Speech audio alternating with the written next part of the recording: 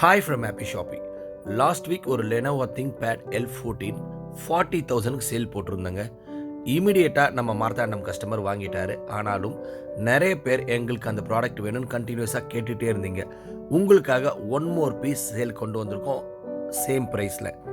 இது Lenovo ThinkPad L14 AMD Ryzen 5 Pro processor, 16GB RAM, 512GB SSD, 14 inches full HD display, Windows 11 pro, brand new கண்டிஷனில் இருக்குங்க laptop with சார்ஜரோட.